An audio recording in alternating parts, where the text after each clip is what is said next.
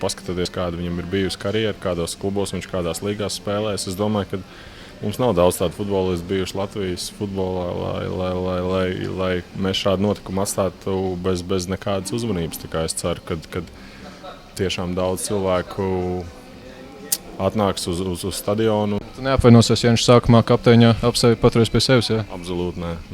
Leģendāra personība Latvijas futbolā. Es domāju, ka tomēr, ja paskatās, tad kaut kādas analogas un labāk aizsargi pa viņu. Es domāju, ka grūti atrast Latvijas futbola vēsturē. Es domāju, ka gan titulētākais, gan arī labākais aizsargs, kas mums ir bijis, nospēlējis 100 spēles izlasē, visu cieņu viņam, spēlējis Premiershipā, vinējis Anglijas čempionātu, Anglijas kausu, spēlējis Čempionu līgā. Tā kā viņa statistika un viņa titula runā paši par sevi. Es domāju, ka ir pelnījis atvadu spēli, ir pelnījis arī līdzjutējs, kur atnāks varbūt pateikties par to, ko viņš izdarījis izlasē, par to, ko viņš ir nospēlējis un devis līdzjutējiem.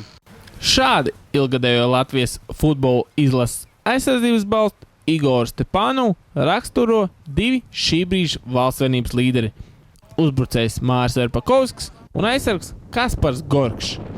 Stepanovam šovakar 19:35 gaidāmā pārbaudas spēle Skonto stadionā pret Somiju būs 100. Un visticamāk arī pēdējā spēle Latvijas izlases rindās. Pret Somiju mūsējie laukumā izies favorīta lomā. Vismaz tā uzskata Verpakovskis, kurš uzsver to, ka par spīti jaunajam komandas modelim par plusu jāuzskata vairāk kandidātu spēlēšana virslīgā. Es domāju, mums ir maz pluss tas, ka daudz spēlētāji ir no Latvijas čempionāta, kas ir principā gan arī pusē, un spēlētājiem jābūt optimālā formā. Somijam es domāju, ka tomēr lielākā daļa būs tikai sezonas sākumā, tā kā tas mums man lielais pluss ir. Plus vēl tas, ka mājās spēlējam, tā kā mazas priekšrocības mums ir pirms spēles sākuma. Tu pats izlaidi daļu no sagatavošanās posma, kādā pats esi gatavībā? Principā es neizlaidu, man tur diezgan minimāli sanāca izlaist. Es gan arī tur komandai pievienojos tikai kaut nedēļu nokavējumu un principā sagatavojos normāli. Bet es nospēlēju tik vienu oficiālā spēle, sezonas sākums, protams, kad ir vēl ko uzlabot un kur vēl, tā teikt, uzlabot savu sniegumu un laiks tad ir. Tāpat arī vēl izlasē ir laiks, šitā tikai draudzības spēle. Septembrī sākās atlases mačs, tā kā vēl ir laiks mums visiem vēl uzlabot sniegumu. To, ka izlasē norit paudžu maiņa, pirmdien preses konferencē vēlreiz apstiprināja galvenais treneris Aleksandrs Starkovs. Svarīgi esot atlasīt motivētākos futbolistus, lai nākotnē izlase būtu spējīga gūt jaunus panākumus. Vai tas iespējams jau nākamajā atlases ciklā, kura pretinieks uznājām piekdien? Visi ir sapriecājušies par grupu. Es saprotu, ka laba grupa diezgan tiešām, lai pacīnīties pa iziešanu, bet pirmkārt mums jākoncentrējas uz savu spēli. Mums pašiem jārāda labs futbols, mums pašiem jāuzbruk un jāņem punkti, jāsit vārds un vispārējais. Tā kā mums pirmkārt jādomā par savu spēli.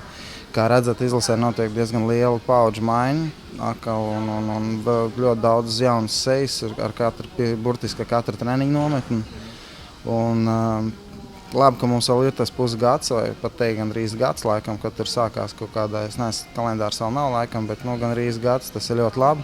Ir laiks, lai vēl iesmēlētos un izdarītu kaut kādas izmaiņas un uzlabot sniegumu. Nav tādas spilgtas favorīti atkal grupās, spilgtas tādas komandas, kurai mēs varētu teikt, ka šāns uzvarēt vispār nav.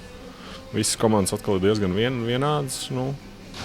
Es domāju, ka vismaz var ar kaut kādām cerībām pieiet atkal pie tā cikla.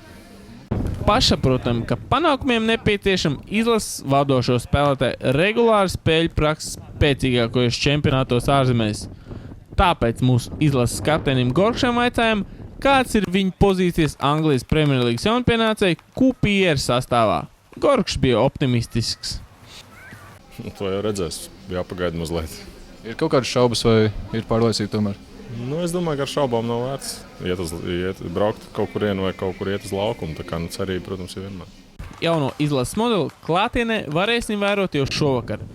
Pārbaudas spēles mūsējai Rīgā nav aizvadījuši jau 4 gadus.